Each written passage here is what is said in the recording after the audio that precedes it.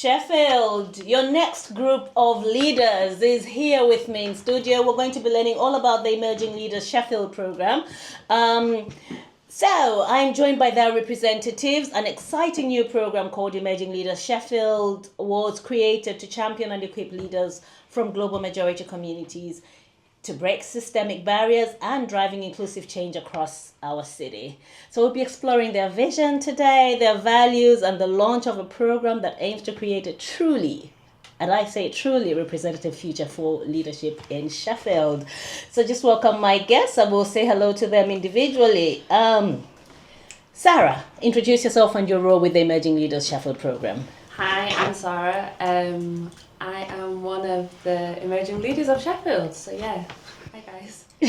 Lovely to have you. So what role are you playing in the... I'm one of the emerging leaders. I'm sitting at the moment, because we're creating the programme, I'm sitting on the facilitation and the curriculum development teams. Great, looking forward to hearing all about that. And Wumi. Hi, I'm Wumi. I'm one of the emerging leaders as well. I sit in the curriculum and the communications teams for the launch that's happening next week. All right, great. Yeah. And Yejide, Your Highness. Hi, it's good to be back again. My name is Yejide, and I'm one of the chair of the Emerging Leaders program. And for me, I bring my expertise as a lawyer and also as a data governance lead, plus also my experience and expertise in corporate governance, so working with the other chair and as well as the co-chair to set the strategic direction, vision for the Emerging Leaders program. And I also work in the comms team where putting together comms and all the posts and everything going on. And all that vibrant artwork we're seeing, you're part of that. Thank you. Yeah, I have to say, it all looks great. It's very inspiring. But let's go down to basics. What is the Emerging Leaders program, actually? What is it? So I would say that the Emerging Leaders program came out of the BEMA COVID-19 Action Group, which was founded during the pandemic. And this was in response to, the COVID pandemic and the virus. And it was a way to pretty much provide a response to the pandemic because of the way it hit the global majority community. And I'll say that the leaders at that time firsthand saw, how, lack of access to resources kind of affected the community, and there were conversations regarding succession because of the way the virus hit the global majority community. So they've been having conversations, applied for funding, and then got the funding to start the Emerging Leaders program. So Emerging Leaders program is basically an initiative to help empower and develop leaders from global majority backgrounds so that they can deal with barriers as well as be able to lead. And we're hoping that we can, shape the future of leadership within the city of Sheffield. That sounds brilliant. And what was this? Yeah, go ahead, Wumi. Just to add to what Yejide has said, I just want to give a special shout out to the BEMA COVID-19 team because they were the original initiators of this program. And I mean, if they didn't go out there to apply for the funding for this program, we would not be here right now. So a special shout out to the BEMA COVID-19 Special shout out, yeah. As well as the Voluntary Action Sheffield. And Voluntary Action Sheffield, They've been amazing. And also Uppers. Uppers have been really good. In shaping the Emerging Leaders program. So Okay, I'll wear that hat and say thank you. Thank you for everything you've done, to be honest. You've been amazing. You and Debbie. No, you guys have done a brilliant job with it. So just looking back at the genesis, the BEMA COVID-19 Action Group, having gone through the transition and thought, well, we need a new line of leadership succession plan, and that's when they came to it. So maybe Sarah, you could take this one. What does a representative future for leadership look like to you? It's about leadership that truly reflects Sheffield's diversity. Sheffield is a very diverse city. There's so many different languages spoken. I'm just trying to think of the number, but I can't remember from the top of my head. It's a representative future is where everyone is included, where lived experiences are not only valued, but also shapes the way the decisions are being made in the city. It's about leadership that removes barriers and gives equal access to opportunities, and make sure that those from global majority backgrounds are not just are represented, but also have a real voice and an influence that are shaping the way our city looks from a top. So we have it in a way where we shape the bottom, but making sure that trickles all the way up. Right. Okay. Lovely. Yejide, I wanted to ask you. So the process of where you got to, how did you arrive at this place where I imagine you went through hoops anyway before you could arrive at this is where you want to be and how you want to drive the program. Could you walk us through that backstory? Yeah. So I think initially they started in September last year. Yeah, it's been a while. And when we came together, and the first meeting was in the Voluntary Action Sheffield. No, it was at Sadaka. So we had it, and then we moved to Utopia Tiepa, and then VAS, the circle. But so it started with a lot of community scoping for us. We had a lot of workshops and webinars. I think it was really important first and foremost to be able to identify who we are. So that's when we did the skills audit, and just auditing, finding out and figuring out what are different skills, how do we come in, how do we bring all of this expertise in, to be able to shape the program. And apart from that, we also had an invitation where we had facilitators come in, because the intention initially was for us to have experienced facilitators come in and deliver the program. But to be honest, when we started having that interview process, it was very hard, because we felt like a lot of them did not understand the community. I mean, like Zara said, Sheffield is quite diverse in terms of the community. So the conversations we're having, we're not addressing those community needs, and there were a lot of gaps. And so we decided, you know what, we're going to co-create this. And so we've been doing that, just shaping this together, having conversations, putting together webinars, and all of that, and it has led us to where we have right now. And I think that's commendable.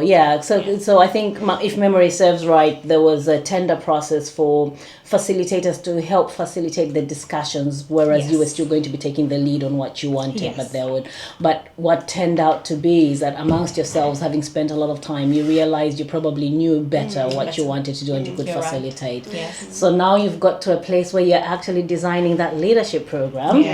I was going to say also that you did help influence that. So in terms of, just coordinating us, having that conversation, Debbie, that was really good. I remember that session we had where we were talking about the barriers, we had the mind mapping. It all helped us to get to where we are right now, which is really good. I mean, the idea was always that this always goes back to the emerging leaders rather than somebody else. So whoever was going to be there was just going to help facilitate. So well done you. Shall we talk about the design itself? How is, now that you've designed this program, maybe you could, I don't know who will take this question, but who could explain what it looks like and how you've structured it?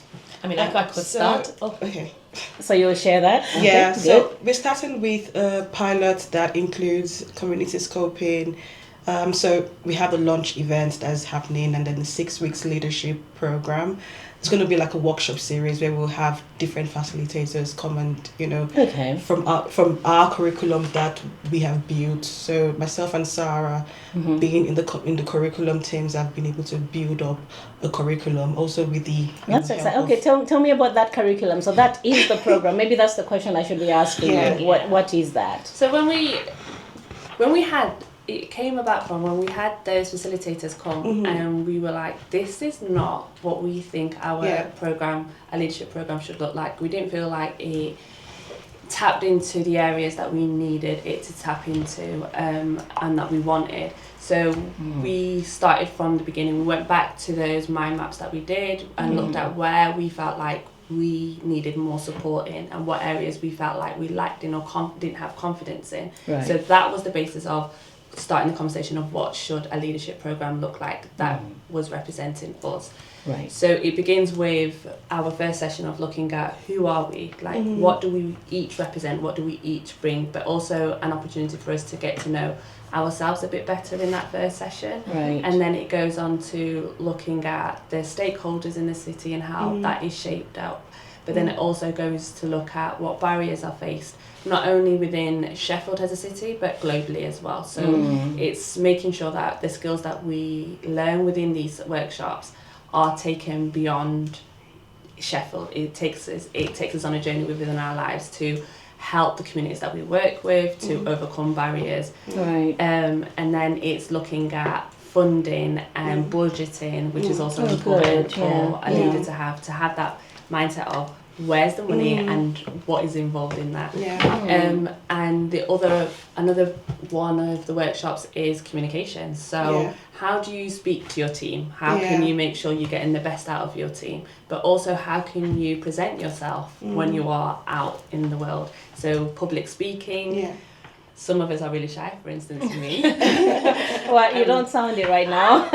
You don't know how I'm dying inside. But yeah, so it's tackling that. So it's making sure that it's a program that tailors to look at every section, but then we've also going to evaluate ourselves through this. So having having a journal that is got questions in there to prompt us for each session, but also help us take us along that journey within that 6 weeks program. I wish we kind of like started our journals from the beginning, from the first day that we met in Sadaka, because it's been a journey where we've made some really good friendships within ourselves and built our own bonds, where I've even been able to tap into different communities and different people in the city and get to know so many different people. So that, I think, is the basis and the foundation of what the Work Leadership Program is about.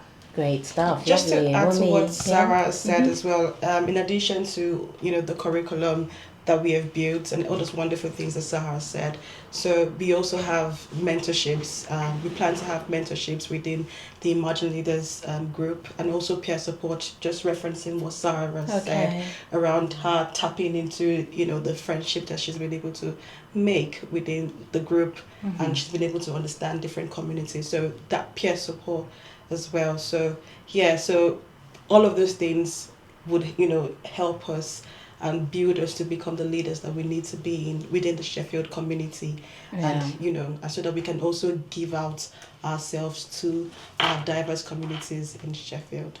That's lovely. Shall we talk a little bit about the participants that you're hoping to attract beyond the launch event? Who are you looking at? What's your aim? I think for us, we're looking for emerging leaders within Sheffield, so starting with Sheffield. And who knows, like the dream can actually become bigger and expand outside. Can be replicated elsewhere. We're keen to say, as long as you've got fresh ideas, you've got that initiative and energy and, wanting the willingness and the drive to lead. And sometimes it's okay, because you realize as emerging leaders, right, you might not have like a title, like formal title. It's okay as long as you have that drive and, you just want to be involved in change, and you have that readiness and willingness to be part of this. So those are the people that we are currently looking at. You're looking at. Also, people that have got lived experience, because that's like a major common factor. So being a global majority person. Yeah, being a global majority person. Okay. In the current Emerging Leaders group cohort that we have, someone with lived experience that can actually give out and share what they have.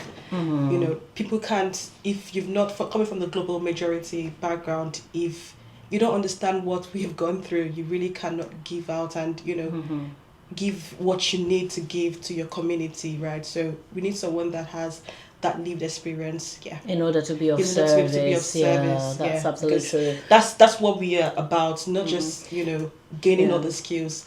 How do we gain those skills that we're going to learn from this program, and also give back to our communities? That's the key factor for us. So having lived experience. As you say that, it's also occurring to me that one thing we've actually all forgotten to mention is how each one of you has, in coming together, has been identified as having led somewhere. I know you're talking about, like if you've got the passion to lead, but then you've each come from leading somewhere, and you are still leading things. So maybe Yejide, tell us about the networks that you have been leading on, the experience that you bring, and the topical areas that you've been addressing.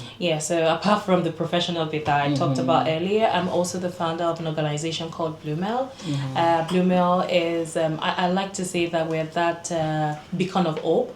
We're there for women from Black and diverse cultural backgrounds, and we provide resources. So some of the resources include wellbeing initiatives. So sometime in September we had the Know Your Numbers, raising awareness about cardiovascular diseases, and just raising awareness regarding the need to know your blood pressure. think you were there at the event and you were one of the anchors. And I would say that was an amazing event. We had women from all over, not just Sheffield. It was very impressive to see women from Newcastle, from London, from different spaces come into that space. So apart from the Wellbeing Initiative, that we do a lot of mentorship. So Wumi is one of the mentors we have, and I would say that we've been able to help a lot of women and mentor them pivot from different career spaces. So we've had people who wanted to, for instance, get into the tech space. We've had women who are currently working as business analysts, data governance, different spaces in the tech sector. So that's one of the things we do. And apart from that, we realize how it is sometimes, you want to make meaningful connection, but it's really hard. Like, life can be lifing. I like to say that. So just having that space where you can be yourself, you're not judged, you're seen, you're heard, meaningful connection with other people talking about the issues you have, either as a mom or you're trying to progress in your career or whatever it is, you just want to make new friends, and that's what Blumel is really all about, and the amazing things that we do. And we currently have over 1,000. I would say we've moved to 2,000 women right now, and we've expanded from starting in Sheffield to moving into different sectors. So we have women in London, we have women in the Midlands, we have in Scotland, in Wales, it's really, really amazing. So when you talk about that, like, I bring that expertise of being able to, being that leader and then founder, and also, building my own brand. It can be a lot, but there's that kind of expertise that I bring to the Emerging Leaders Great, program. sounds good. Yeah, brilliant. And what do you guys want to take that question as well? Sorry, you can go first. I'm just shaking my thoughts. So I am a lead youth worker in the city. So I run Bromhall Girls Youth Group, and I also lead on Linley Educational Youth Project in Sheffield, which is currently called Pittsmore Youth Club, but looking to change that. Yeah. So within my role, it is about empowering the young people. I predominantly work when I'm doing my session work. So for instance, I'm going to split them both. Okay, so when I'm speaking about Bromhall Girls Youth Group, it's predominantly women of colour, girls of colour that come and attend our session. So it's empowering them, making sure that they are aware of what opportunities that they have. So many of them come from I've lost my words. Oh my god! So many of them come from disadvantaged communities, and they feel that they don't have a lot of options when it comes to career options or life options. So it's ensuring that they know that the world is their oyster, and I think that's my favourite line that I always say to them. The world is your oyster. The world is your oyster. You can do whatever you want to do. You can be whatever you want to be. If you love if you love chemistry, you can make a career out of chemistry. If you love English, you can make English lit. You can make a career out of English lit. For them not to think that they have to be staying in this bubble or a box that they are often themselves. that they're often being put into. So it's about ensuring that they know that they can be as big as they want to be. I love that. I feel inspired already, and I'm not even one of your proteges. Right, so we'll listen to this whilst we take a break, and Wumi will come back with her response to the question.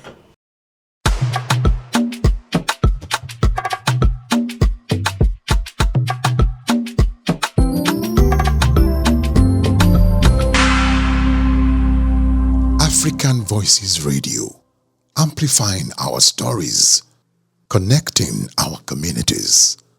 I hope you're enjoying all that jazz right now, and you're with African Voices Platform Radio. My name is Tchiyiwe Chihana, and I'm speaking to the Emerging Leaders Sheffield, who've been dancing in the studio, if you believe me. It's good music, you have to dance. Yes. So we'll be going back to the Emerging Leaders to hear more about the program and also their upcoming launch event, also how you can get involved. So Wumi, we just stopped with you telling us your experience and what you bring to the program. Right, so I'm a senior IT business analyst, so where I lead different organizational system implementation. So in my role, I've led a lot of IT implementations, and from the skills I've been able to gather from that experience, I bring such into the Emerging Leaders program. For example, communication, project management, just those insights I've been able to harness properly on this program.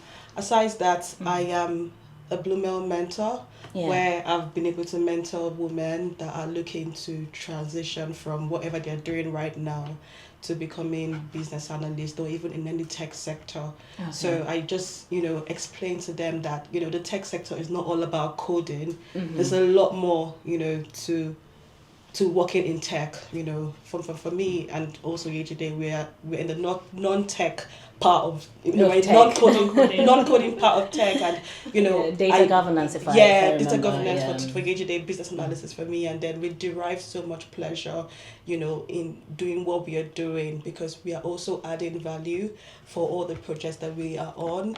Right. So, just allowing women to see that, there's a lot more they can do for themselves, right? And they can aspire to be wherever, even if it's not tech, right?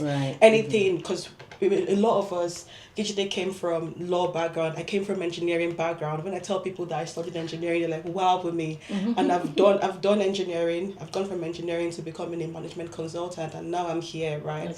So for me, like, as a woman, you can be whatever you want to be, right? You can, as far as you make up your mind and you have that drive, right? So that for me is what I'm also bringing to the Emerging Leaders program. Also critiquing. I'm a very good critic, and my role requires, being that criticism, allowing people to see what is missing on that table. So that's something about my role, and it's also me. Do you get what I mean?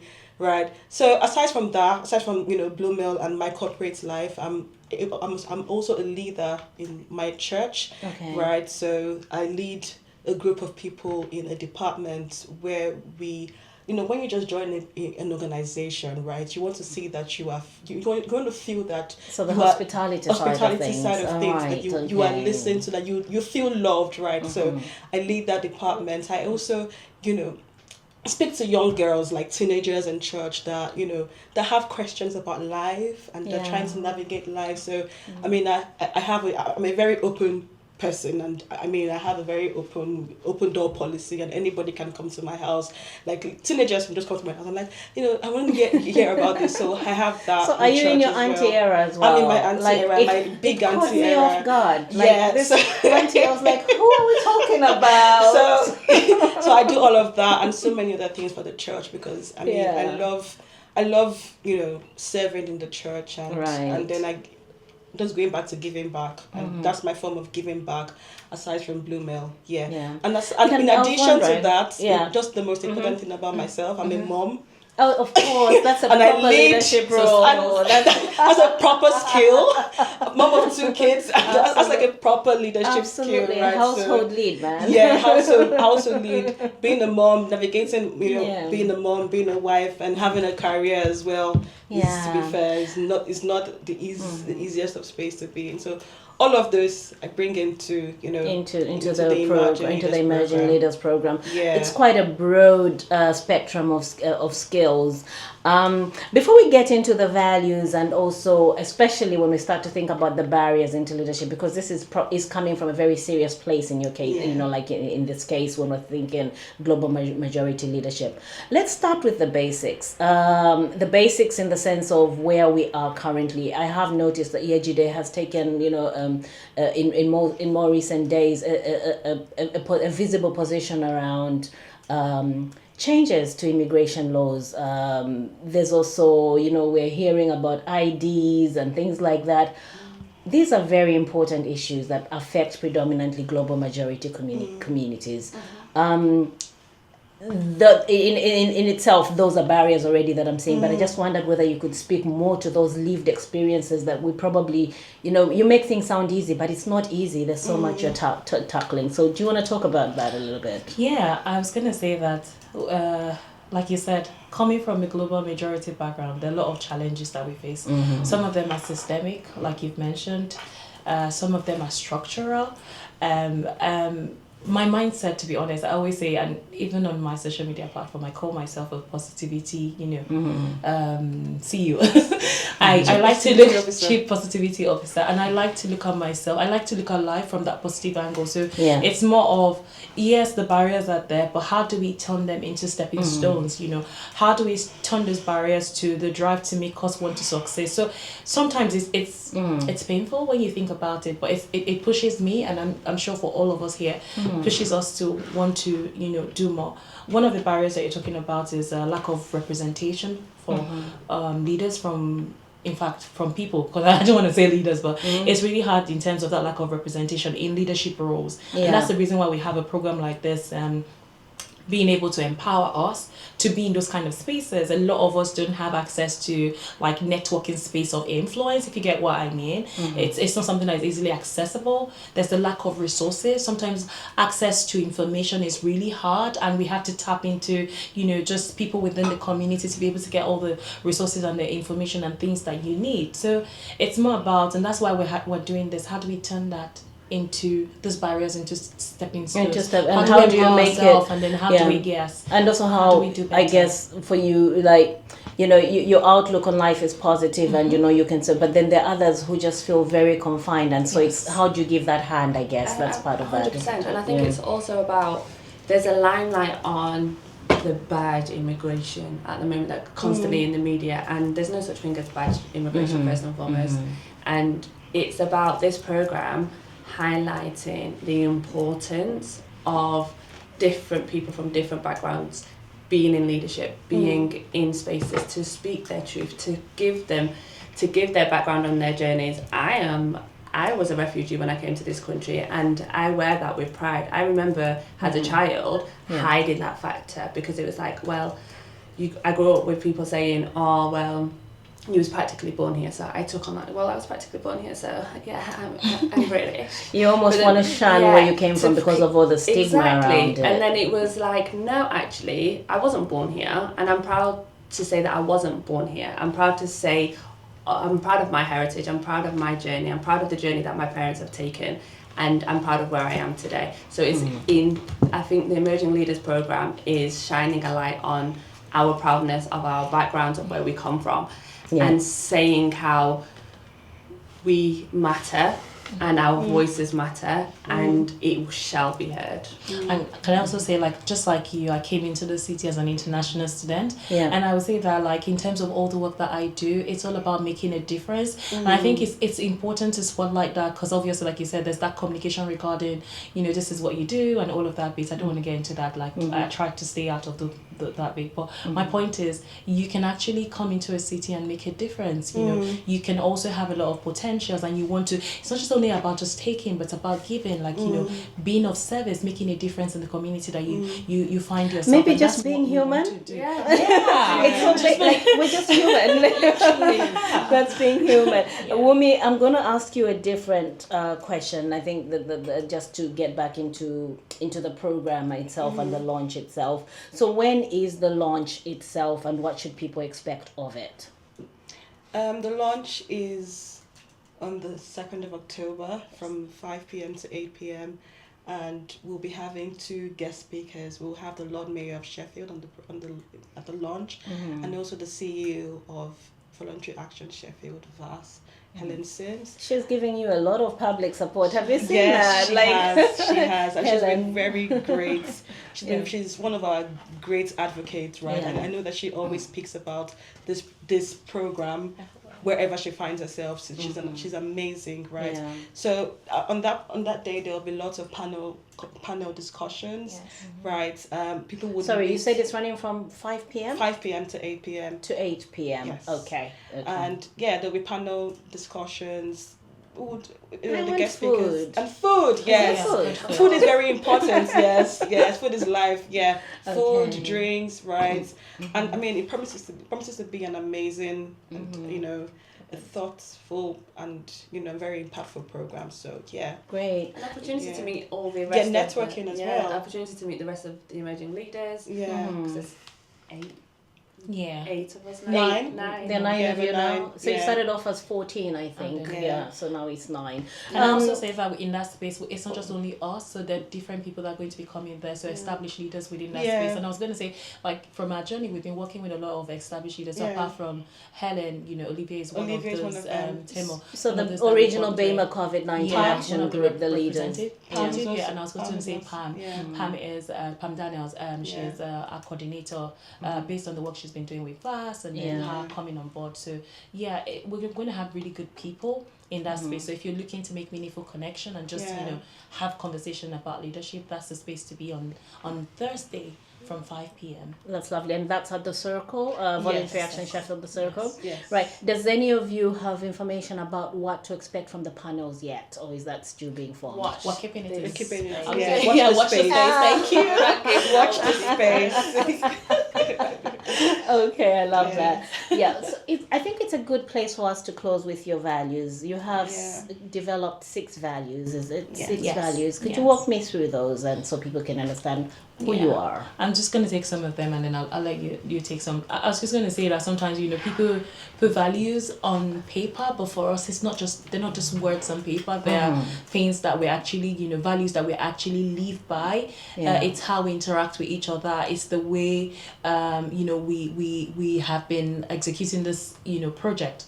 And one of the ways we came up with that was through the mind mapping as well as the webinars. Yeah. We sat down, looked at, what are the values that are core, important to all the amazing activities that we do, and what do we want reflected in the emerging leaders. So one of them is authenticity, and for us it's being able to be your true self, because sometimes the way the world is, sometimes you feel like you have to hide yourself. So I was giving an example of that. You have to hide your cultural heritage or whatever it is, but here it's more about that it's been celebrated and it's okay to be your true self, like come as you are. You don't have to hide. Then it's also inclusivity, the fact that all our differences are celebrated. It's okay to have diverse opinions, and I know we do, because obviously from the way you see us, we're very strong, opinionated, amazing leaders, but we've been able to find that space where we celebrate our differences and then also be accepting and embracing of them. So I'm going to let Sarah. So our rest of our values is like Yejide said. So we've got authentic, we've got inclusive, inspirational, visionary, resilience, and accessibility.